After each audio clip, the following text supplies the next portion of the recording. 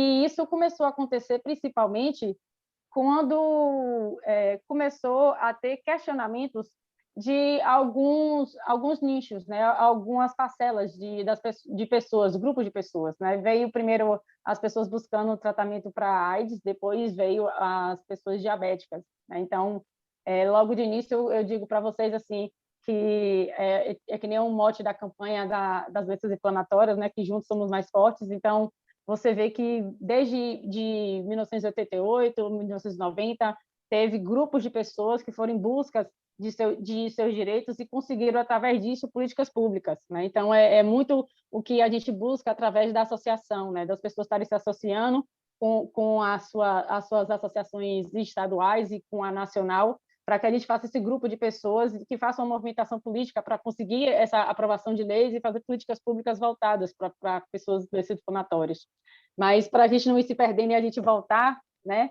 Aí sim, existia essa questão dessa dúvida quanto à questão do acesso a tratamento, né? Então, se existia a questão do acesso a tratamento, aos hospitais, tudo, e depois, com o tempo, o Estado começou a dizer, o Estado, quando eu falo União, Estados e municípios, eles começaram a informar que o fato dele prestar uma assistência com medicamento era uma liberalidade, tipo, que ele não era obrigado, mas que ele fazia, mas que ele não era obrigado a fornecer, ele só era obrigado a fornecer o que ele podia, né?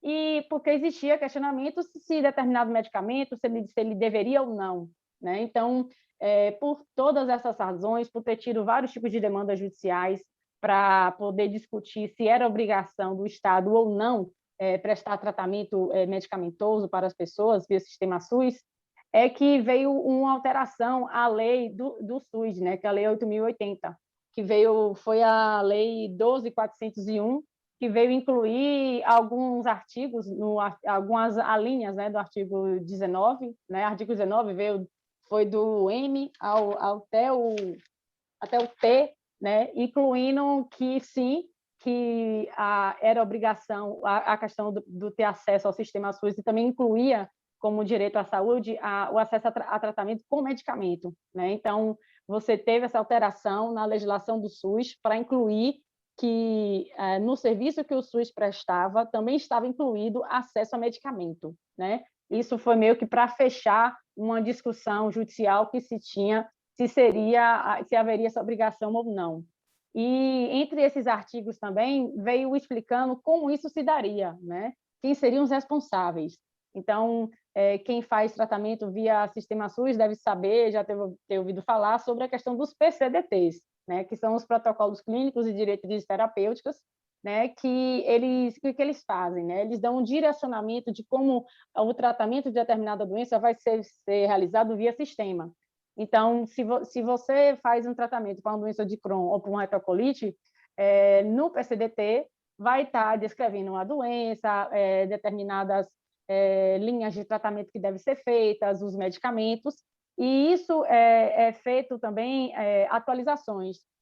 Né? Então, assim, é por esse PCDT que o médico que vai acompanhar o paciente vai estar se guiando e vai estar observando o que está listado lá de medicamento, de tratamento, e qual é o direcionamento indicado, né, para fazer o tratamento daquela doença. A gente sabe que não existem médicos especialistas em todos os lugares, então, tem, como já foi relatado até no início da gente iniciar aqui o evento, da colega falando sobre a questão do interior, da dificuldade de deslocamento, de você conseguir um profissional.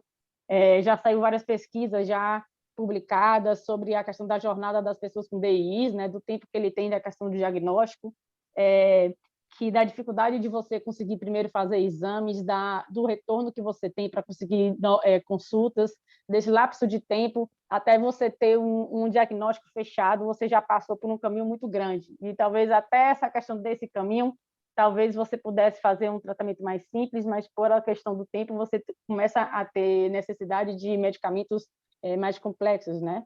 Então, com a questão dos PCDTs, veio meio que guiando isso. Eu não sei, quem tem retocolite ulcerativa deve saber da questão das dificuldades que a gente teve para poder ter acesso a tratamento.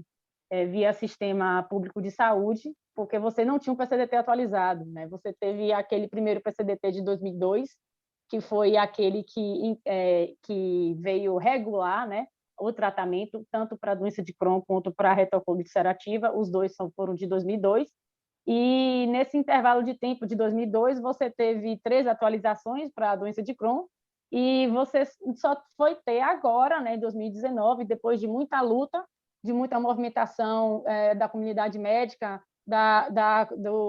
dos pacientes também, de estarem pressionando para que houvesse aprovação de um novo PCDT. Então, você teve um intervalo aí de 17 anos, se você ter um PCDT atualizado para a RCU.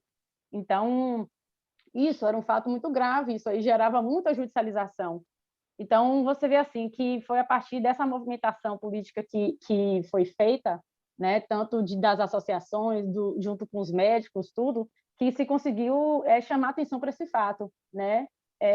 A gente chegou até tomar conhecimento lá na DI Brasil a respeito de uma ação que um grupo de médicos deu entrada no Rio de Janeiro contra o estado do Rio de Janeiro, né?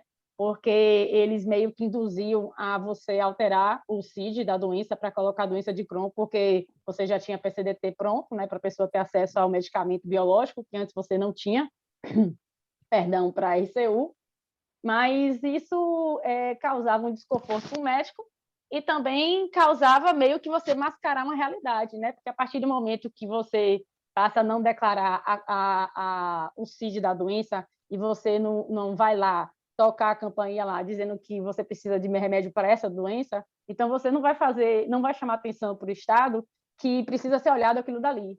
Então, se passou muito tempo que você tinha casos, a gente sabe de casos de pessoas que para ter acesso a tratamento era o que você podia fazer, né? Mas não era uma coisa que tinha que continuar, tinha que ser resolvida. Foram muitos anos de luta, até que, sim, enfim, se conseguiu, né? Foi uma vitória muito grande, uma coisa muito comemorada, né? Aí, com a atualização do PCDT, a gente houve a inclusão de alguns medicamentos biológicos. Não houve todos os medicamentos, né? Da mesma forma que a última atualização que teve para a doença de Crohn incluiu alguns, mas não incluiu todos os biológicos, né? E a gente começa a ver, assim, o que chega muito, né? Flávia, chega e-mail no jurídico também, como é que eu faço para ter acesso a um tratamento desse? Esses medicamentos, normalmente, são fornecidos pelas as farmácias de alto custo dos estados, né? Então, não é um medicamento que você vai conseguir acessar ele via uma UPA, né? Via um PSF, porque você vai precisar de uma documentação específica, né? Você vai precisar de um laudo LME, que vai ter que ser preenchido uma parte pelo seu médico, uma parte por você. Você vai precisar reunir uma documentação que está estabelecido no PCDT da doença. Então, você precisa, se você tem um diagnóstico de RCU, vai numa lan house, então consegue em algum lugar, na sua casa, imprime o PCDT, tenha ele guardado, dá uma lida, para você saber o que tipo de tratamento você pode acessar, né? Sabendo que aquilo ali é o norte, né? Por onde vai se guiar. Mas existem opções para você acessar outros medicamentos. Mas eu vou falar um pouquinho mais na frente. Se eu tiver acelerada, alguém me fala, viu, gente? Que eu começo a falar, vou me trabalhando.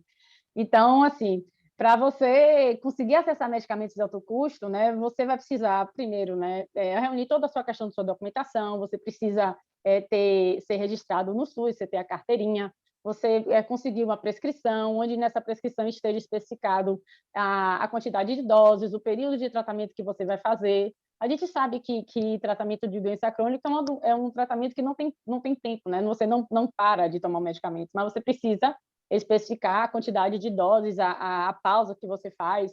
Tem medicamentos que a pessoa faz uma pausa de 2 meses, depois ela começa a perder resposta, precisa diminuir. Então, você precisa estar fazendo esse tipo de atualização. Às vezes, você tem algumas pessoas que ficam com dúvida. Mas para eu pedir um medicamento via sistema SUS, especificamente tem que ser por um médico do SUS? Não, né? Você não precisa ser um médico do SUS. Então, se você está tentando marcar uma consulta no SUS e está devagar e você não quer esperar e você tiver condições, você pode marcar uma consulta com um médico particular e você pode, através desse médico, preencher a sua documentação, seu laudo LME, o termo, tudo, fazer todo o seu kit e depois você levar na farmácia de alto custo do seu estado. Você pode buscar através do site da Secretaria de Saúde Estadual, por onde você pode estar levando essa documentação. Normalmente você tem núcleos de referência, né? Então, você não vai ter vários núcleos espalhados numa mesma cidade, então você vai ter uma coisa concentrada.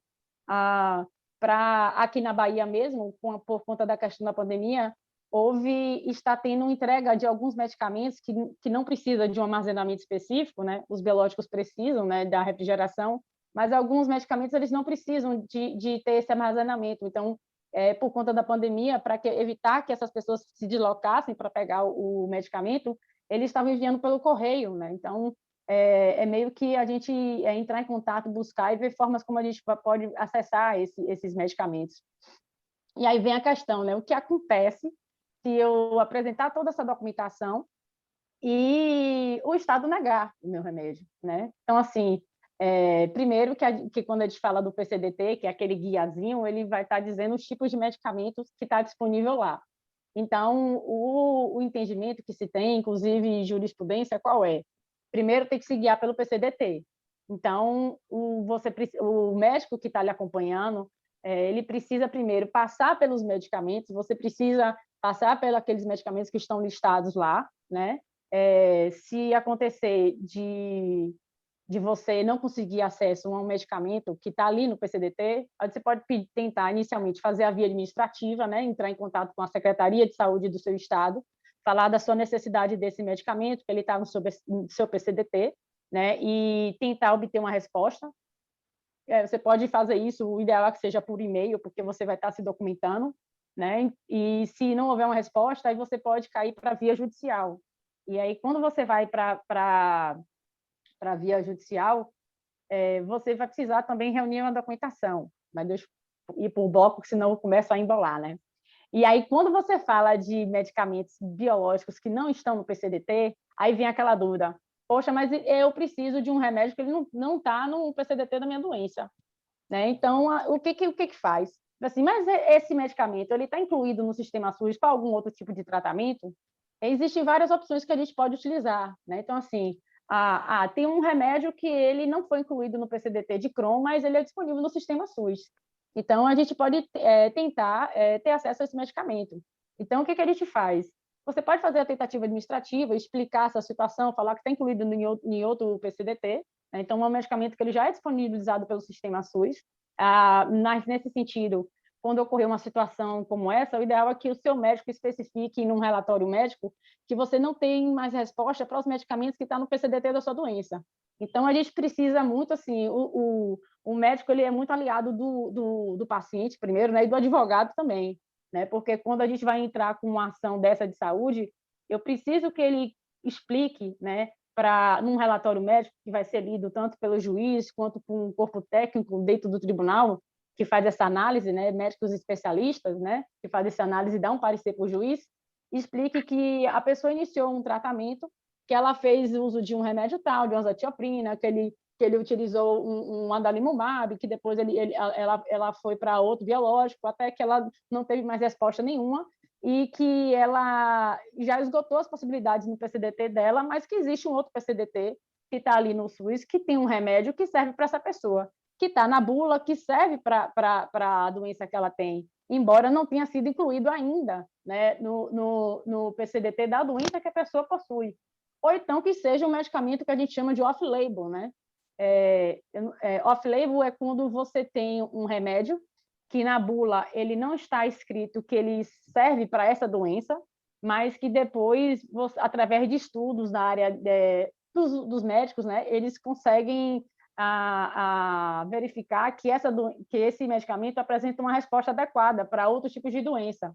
Então, assim, não está previsto em bula, mas através de você ter medicina de evidência, estudos clínicos mostrando que tem uma resposta, você pode levar isso para tentar conseguir o seu medicamento. Normalmente, quando ocorre uma situação dessa, né, muito assim, provavelmente você vai ter que cair para a via judicial.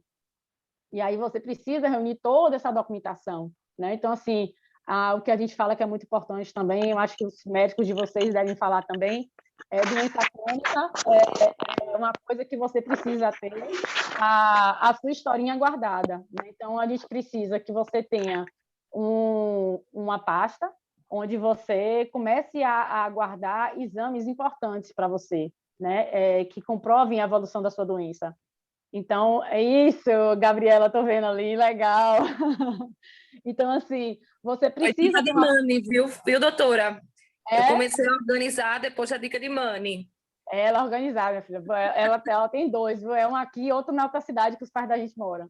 Então, assim, então, assim, você precisa ter uma pasta com as coisas organizadas, por quê?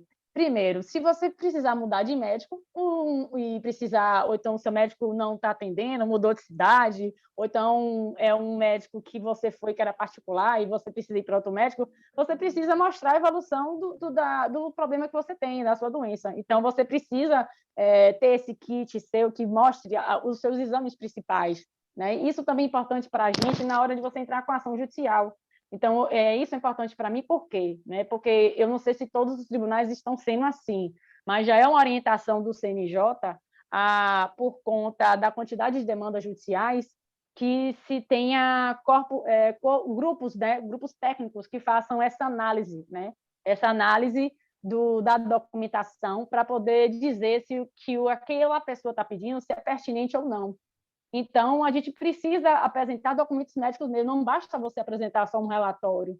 Eu preciso apresentar uma documentação onde realmente o médico perito que está lá, que vai dar uma opinião para o juiz, que ele realmente fala assim, olha, realmente a doença dela evoluiu, ela perdeu resposta ao medicamento de tal ponto, ela realmente precisa desse remédio, é um remédio que é imprescindível para ela já utilizou os outros biológicos que estão no PCDT, ou então não, ou se for o caso, olha, ela precisa daquele biológico mesmo que eles estão recusando a disponibilizar, né? Porque às vezes acontece o Estado de início vai querer que você use um fármaco tradicional, né? Então, porque o remédio biológico em si é um medicamento mais caro.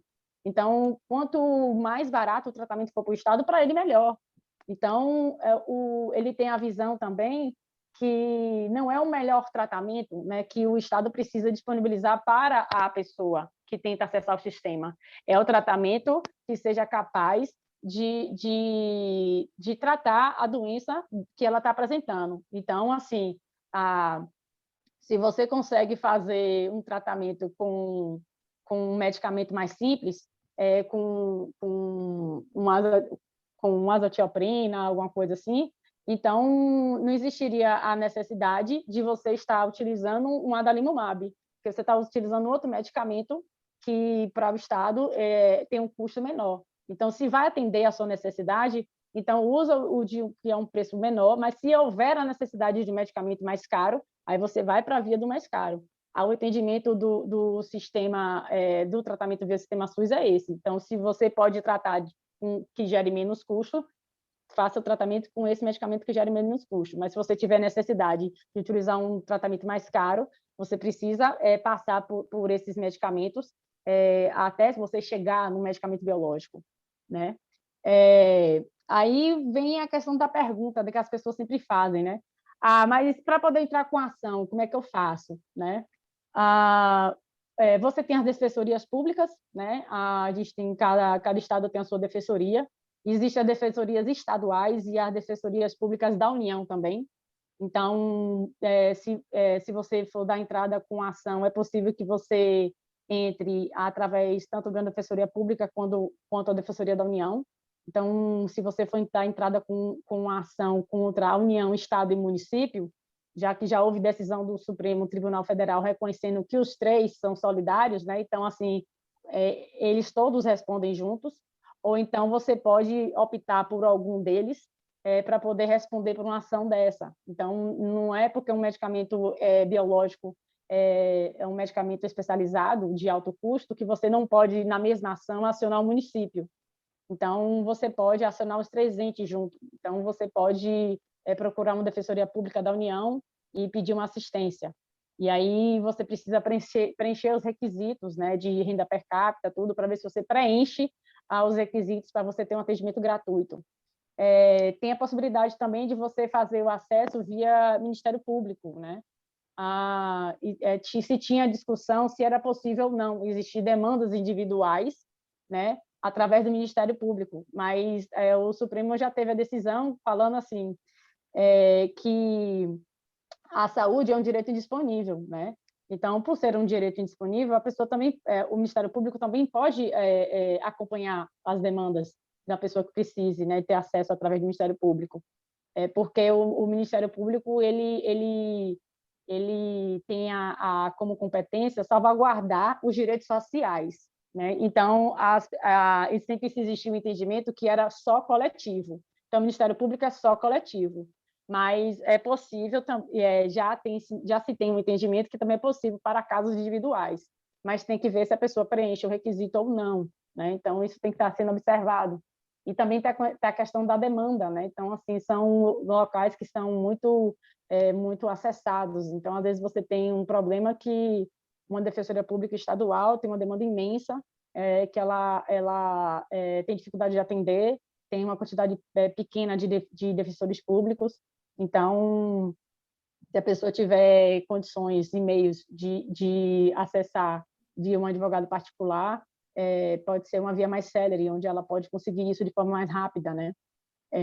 E aí, com um advogado particular, é uma coisa que você tem que negociar com o advogado, né? Então, assim, quando você vai falar sobre essa questão do acesso, você tem a tabela de honorários da OAB, né? Cada OAB estadual tem uma tabela específica para determinados tipos de serviço, e aí você pode pegar e pactuar com um advogado a forma como vai se dar esse tipo de pagamento para esse tipo de serviço.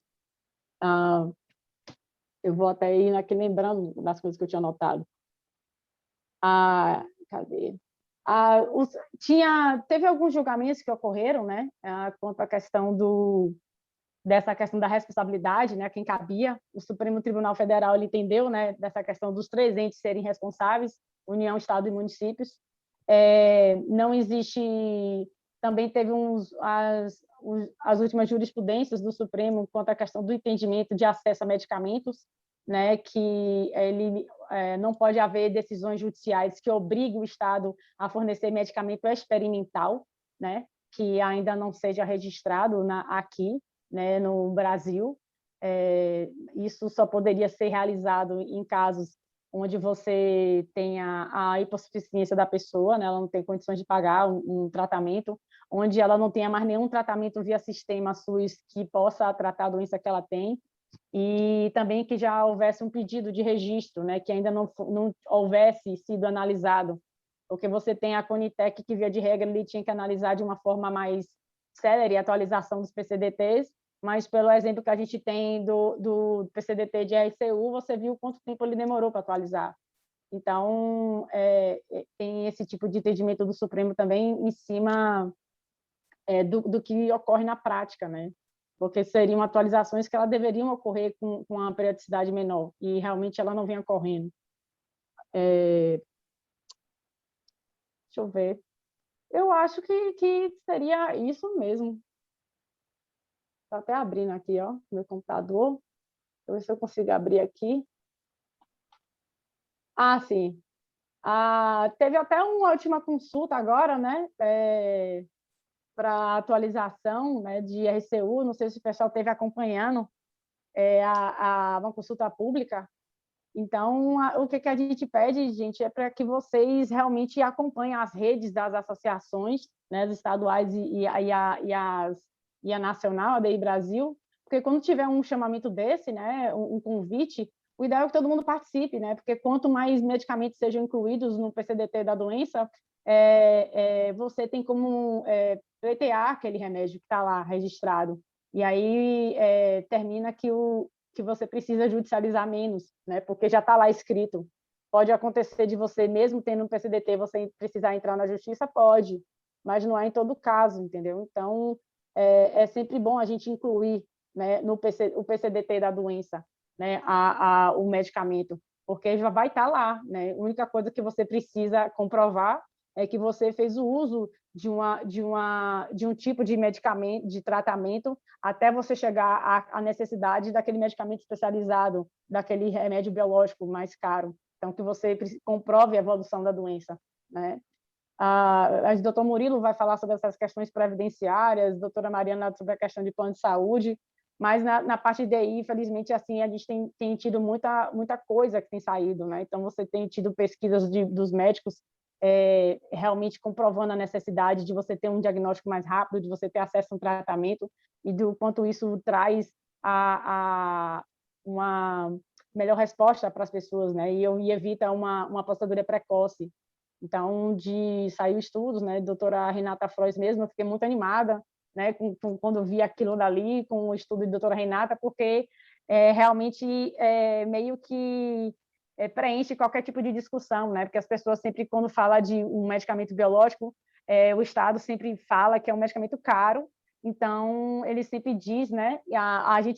Quem é paciente fica até ofendido, porque vê assim, eu vou deixar de usar um tratamento para 10, 20, 40, 100 pessoas para poder dar para uma só, né? Então, eles vêm com um tipo de argumento desse, né? Da reserva do possível, da questão orçamentária, mas você tem estudos como esse que os médicos têm, né? Se voltado, né? Fazendo essa análise, o quanto um tratamento adequado é positivo, né? Tanto para a máquina, né? Tanto para o Estado em si, quanto para a própria pessoa, né? Porque ela vai voltar mais rápido, né, para a vida dela normal, ela vai voltar mais rápido para o mercado de trabalho e ela vai voltar a contribuir para o Estado também, vai pagar imposto, né? Então, para o Estado isso também é importante. Agora meu computador está abrindo, né? Então, cadê? E quanto à questão para algumas situações de bolsas coletoras, né? Então, o tópico que Patrícia me deu foi sobre acesso a medicamentos, mas eu quis incluir também as bolsinhas, né? Porque tem a questão dos centros de referência, né? Que tem a portaria, que é a 400 do Ministério da Saúde, né? Que ele fala que são os estados e os municípios os responsáveis, né? Pelos centros de referência para fornecimento das bolsas, dos materiais de proteção e de segurança. Então, aqui na Bahia, a gente tem o CEPRED, né? Que é o local onde as pessoas, aqui em Salvador, faz a questão das retiradas, né, das bolsas ou dos materiais, do cinto, da pastinha, de tudo que você precisa, né? E para você solicitar também bolsa, todos os materiais, você vai precisar de um relatório médico, né? Vai precisar de um relatório falando que você passou um procedimento cirúrgico, aí o médico vai ter que listar, né? O que você necessita. Aí existem situações de pessoas que começam a apresentar alergia, né? Porque existem diferentes tipos de qualidade de bolsas, né? Então, às vezes você tem bolsas que são de baixa qualidade, então você tem, às vezes a pessoa começa a formar feridas, né? Na parede abdominal. Então, a gente precisa, às vezes, você está fazendo relatórios específicos, explicando por que ela não pode usar uma bolsa determinada, porque ela só pode utilizar determinado tipo de bolsa, e se houver a recusa, é de você também ir para a via judicial, né? Você apresentar a documentação, apresentar todo histórico, comprovando da sua necessidade, né? Que você não pode utilizar aquele determinado tipo de material que o Estado vem disponibilizando, porque aquilo ali não está tratando você, está lhe machucando. Então, meio que a gente buscar se informar mesmo, né? A gente tem um e-mail do jurídico, eu procuro sempre responder, né? Tem Luana também, doutor Murilo me socorre aí nas questões previdenciárias, né? Porque eu sei, assim, eu sei alguma coisa por cima, mas é uma expertise que é dele. Você tem a doutora Mariana também, doutor Matheus, e aí a gente vai analisando e vai respondendo, né? Então, assim, a gente tira as dúvidas, né? A gente pode dar dicas, dar um direcionamento, mas é esse tipo de serviço, né, que a gente procura prestar. E aí o que eu espero realmente é assim, que aquelas pessoas meio que tomem para si, né, se empoderem dessa situação mesmo e que cheguem junto, né, com a sua associação estadual, né, e junto com a DEI Brasil, para quando a gente fizer movimentações a gente consiga. Então tem muitas pessoas que mandam mensagem procurando assim, por que eu tenho direito, né? Então assim, direitos são construções. Então, se você tem uma quantidade de legislação para pessoas que têm AIDS, você tem uma quantidade de legislação para pessoas que têm câncer, isso foi um trabalho muito da comunidade deles, né, do grupo de pessoas que movimentaram. Então, a gente precisa fazer esse movimento, né? Temos feito, né? Então, tem um projeto de lei que está em curso, então a gente precisa realmente tornar o invisível visível mesmo, né? As pessoas verem importância. E está cada vez crescendo a quantidade de pessoas, né? Então, a quantidade de casos, de confirmações está sendo grande, cada vez mais. Então, é uma coisa que a gente tem que buscar uma visibilidade logo, né? Então, assim, mostrar para as pessoas e fazer com que elas vejam, assim, que as pessoas podem estar, e devem, na verdade, estar, têm o direito de estar e no convívio em sociedade, tendo direito ao trabalho, tendo direito a tudo, né? Porque isso é saúde, né? Saúde envolve, não é só você fazer um tratamento médico, envolve você ter lazer, a parte mental, a parte física, a parte financeira, é tudo. Então, eu fiquei sem os meus slides, mas eu acho que eu consegui falar sobre todos os tópicos. Obrigada. E muito bem colocado, doutora. Muito, muito, muito obrigada mesmo. Nós estamos aqui com 2 mãozinhas levantadas, com 3 pessoas que manifestaram vontade de fazer perguntas. Vocês estão me ouvindo? Porque com essa máscara, às vezes eu acho que o áudio fica ruim, tá ok? O Marcelo Moraes quer fazer uma pergunta, depois a Juliana Albuquerque, depois o Wagner Souza. Vocês fiquem muito à vontade, gente, para abrir o microfone de vocês e fazerem as perguntas para a doutora Flávia, tá? Eu peço que faça mesmo, porque como eu tive que acessar pelo celular, e aí eu não consigo olhar. Agora que eu fui olhar aqui, tinha mais de 40 mensagens no bate-papo, aí eu não vou conseguir achar. Marcelo, você quer fazer essa pergunta primeiro? Gostaria, sim. Boa tarde, doutora Flávia. Boa tarde. Meu nome é Marcelo, sou de Fortaleza, no Ceará. Eu não entendi muito bem a sua colocação quando falou que é feita uma análise da situação financeira da pessoa para que ela seja considerada, vamos dizer assim, passível de receber a medicação ou de fazer parte de um programa, né? Foi isso mesmo? Não, a análise financeira é para você conseguir acesso ao serviço da Defensoria Pública. Ah, certo, entendi. Assim, o sistema SUS ele é acessível para todo mundo. Então, não é porque uma pessoa ela tem uma faixa de renda ou é porque uma pessoa que tem plano de saúde que ela não pode pedir o medicamento no sistema SUS. A única coisa que a única coisa que a gente orienta é assim, se você tem plano também, você utiliza o SUS como plano B, né? Se você puder. Você tenta primeiro no plano, se você não conseguir no plano, você tenta no SUS. Mas aí eu não quero atropelar o tema de doutora Mariana, mas a faixa de renda é para a Defensoria, que é a Defensoria Pública. Entendi, porque eu estava em dúvida se o SUS é universal, né? Então. Não, sim, é universal, com certeza. Tá, e em relação a, por exemplo, eu sou um paciente que ainda está em processo de diagnóstico, Okay. tá? Eu estou fazendo o uso de um medicamento que foi prescrito pelo meu gastro e que eu não tenho uma boa melhora. E o meu receio primeiro, se o medicamento é um medicamento bem caro, tá? Durante esse processo de que eu percebo que eu já sou um paciente com perfil para medicação, até que eu consiga que essa medicação seja liberada pelo Estado, existe um tempo, isso não é algo que é, vamos dizer, com um mandato de segurança que eu consigo, né? E durante esse período, as pessoas que têm dificuldade financeira, como é que elas fazem? De como? Para você conseguir acesso ao medicamento? Para conseguir esse medicamento. Porque no meu caso foi um medicamento, foi uma experiência que eu fiz, vamos tentar esse medicamento.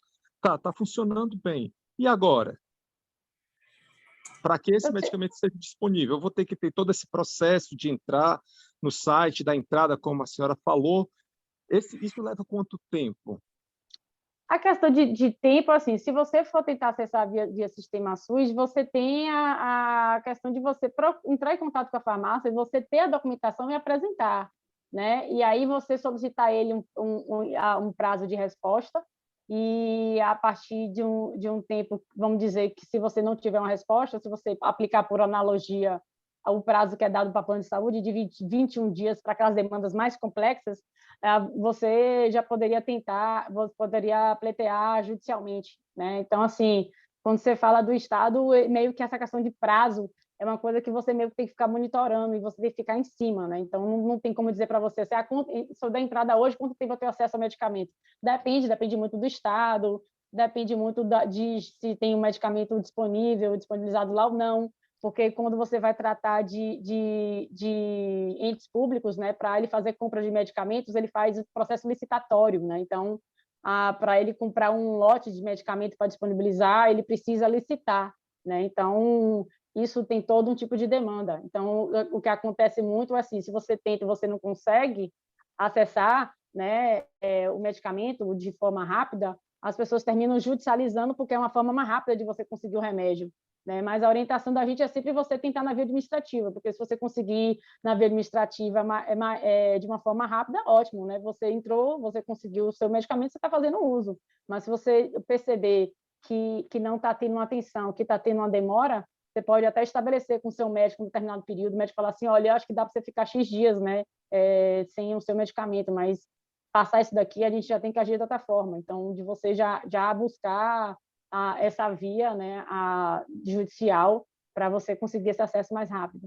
Ah, tá. Então, eu não preciso necessariamente já constituir advogado no início do processo. Eu vou procurar a Secretaria de Saúde do Estado para tentar administrativamente conseguir isso Sim, daí.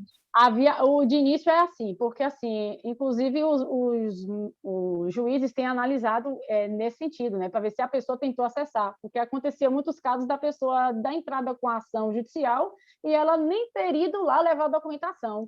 Então, como é que você pode dizer que o Estado não quis lhe fornecer um remédio se você não foi lá pedir, né? Certo, é Então, verdade. o entendimento do judiciário qual é? Em que sentido? Olha, você precisa, pelo menos, ter ido lá uma vez. Você precisa ir lá levar a documentação, ou eles terem lhe dito não, ou eles terem demorado para lhe responder e você não poder esperar. Tá? Depois você vir para mim, Tribunal de Justiça, né? Para eu poder analisar essa situação, porque o Estado está demorando ou porque ele não está lhe dando o remédio que você precisa.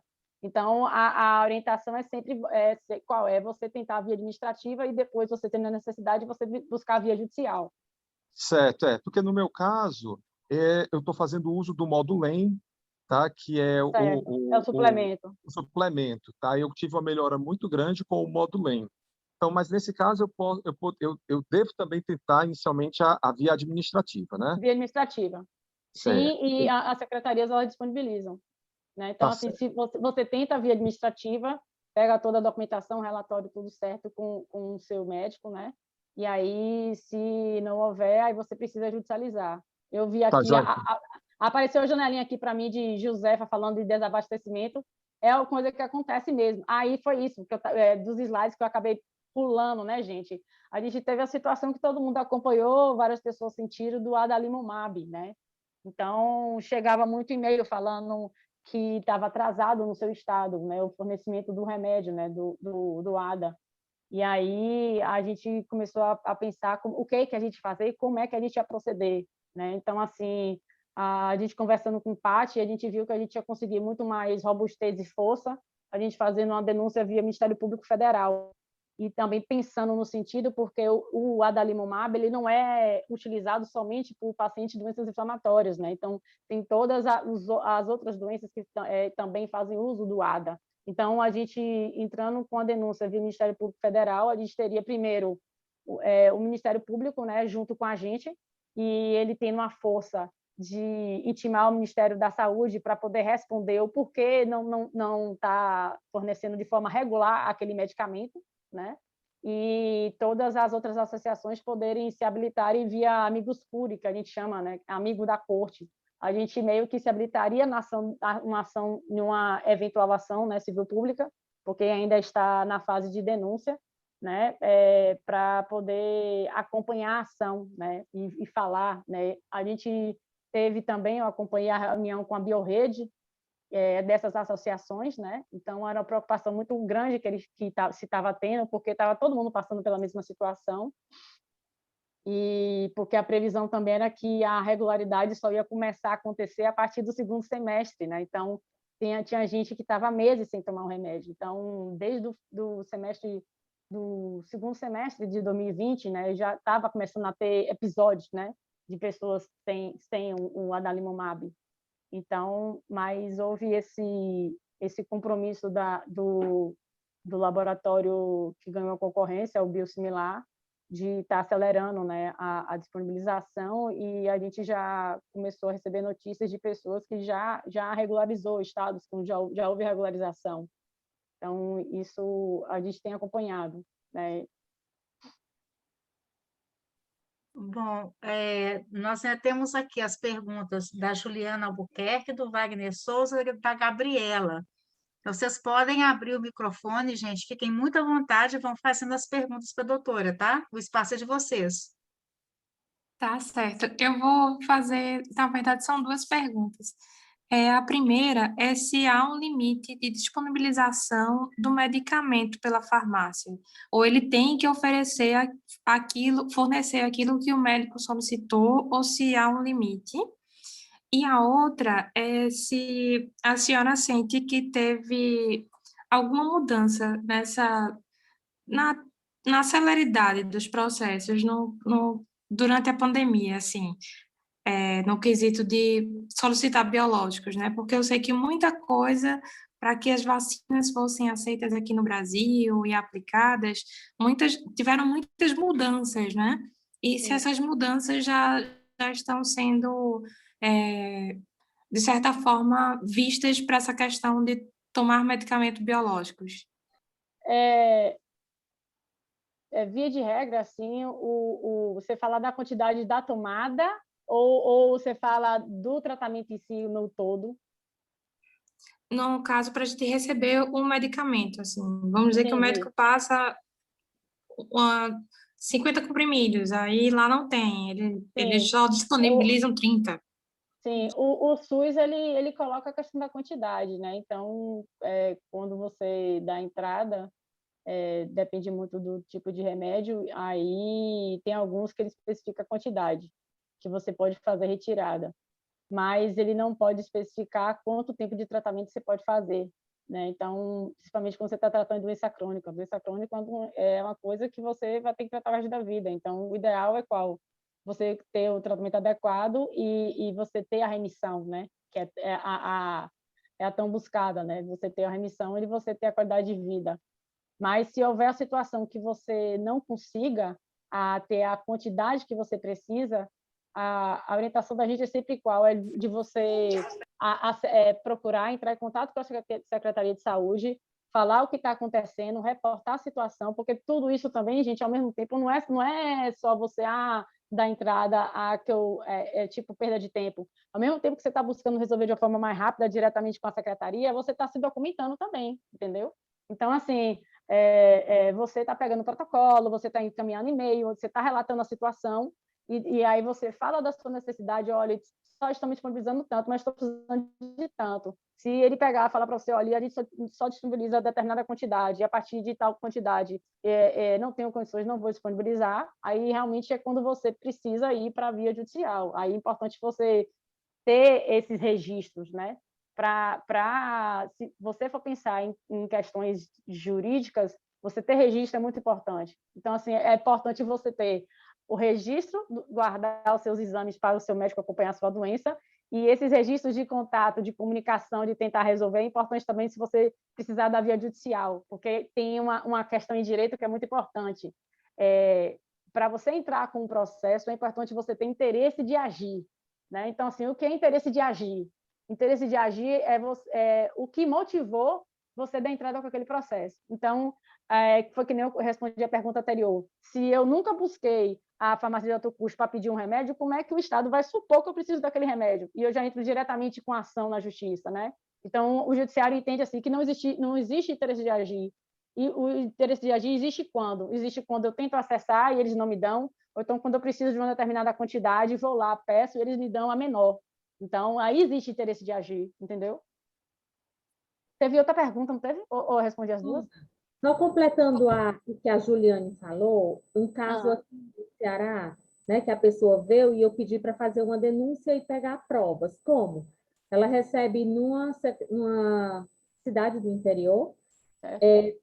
2 meses que ela tinha que receber uma dose de 150 comprimidos, não lembro exatamente quanto, e estava recebendo 30 apenas. Sim.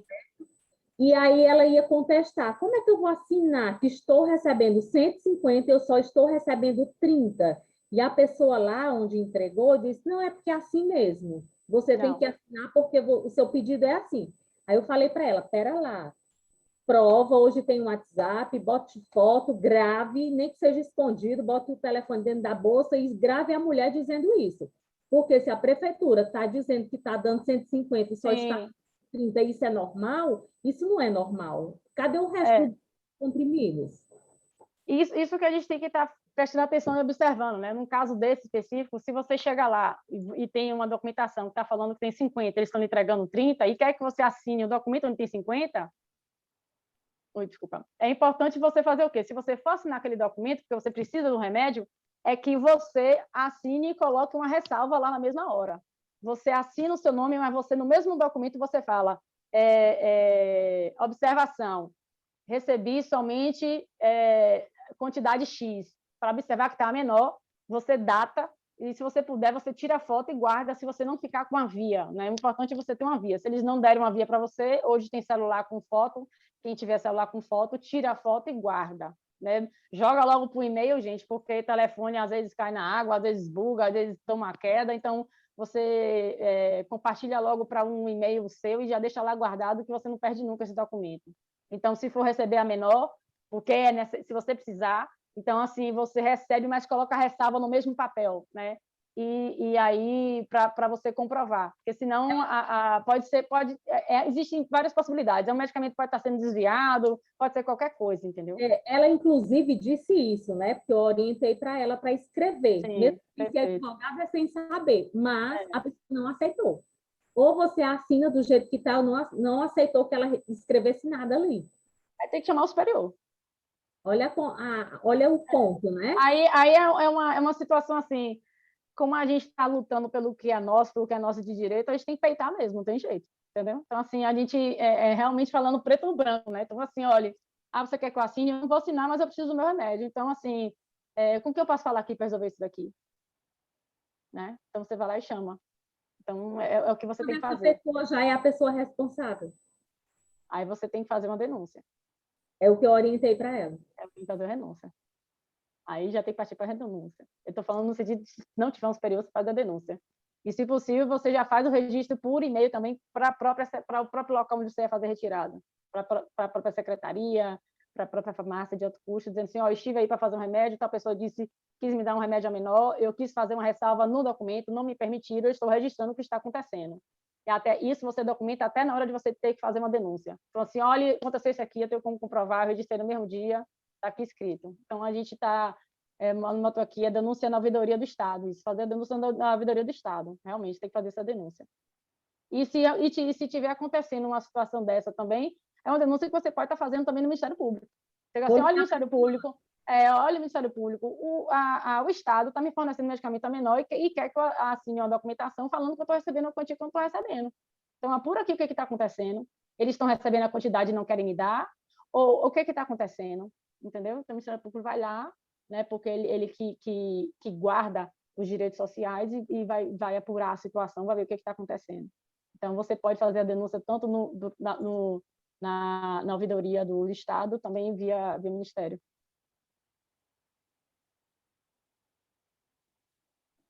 Obrigada. A outra questão era mais assim, para saber se a senhora viu alguma mudança, né, nos procedimentos que com a vacina, né, a gente viu muitos protocolos aí modificados, não sei se protocolos em si, mas muitas coisas tiveram celeridade em relação à medicina e comprovações, né, científicas. Se a senhora também vê isso na questão de aprovações de biológicos, ou se eu estou fazendo argumentos muito, trazendo coisas muito distantes para tentar justificar que a gente quer muitos biólogos logo.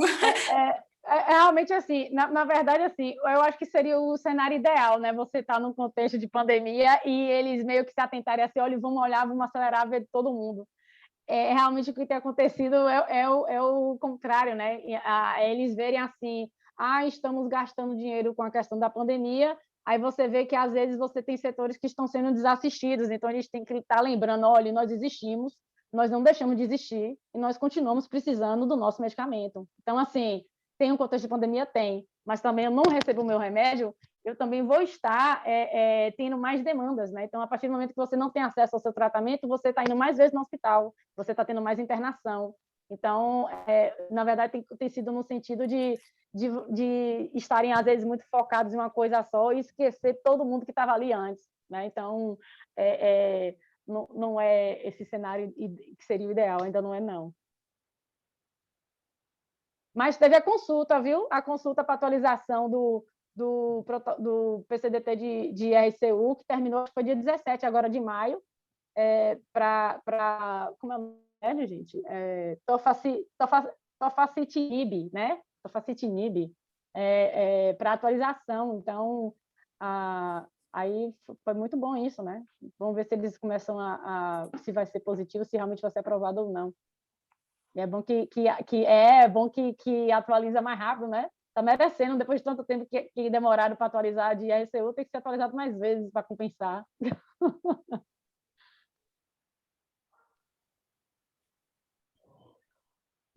Patrícia. Oi, pessoal. Wagner, Patrícia. a sua pergunta? Não, boa tarde, sou Wagner, da Associação de Alagoas.